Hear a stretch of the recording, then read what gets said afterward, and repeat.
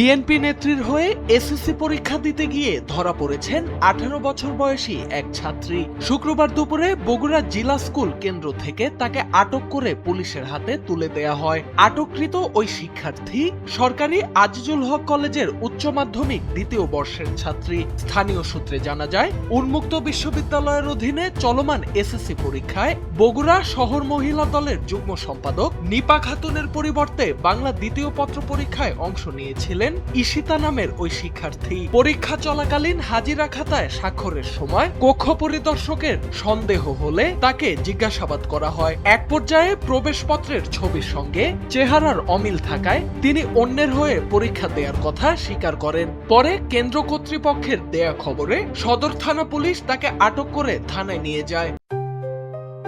JBS holdings limited.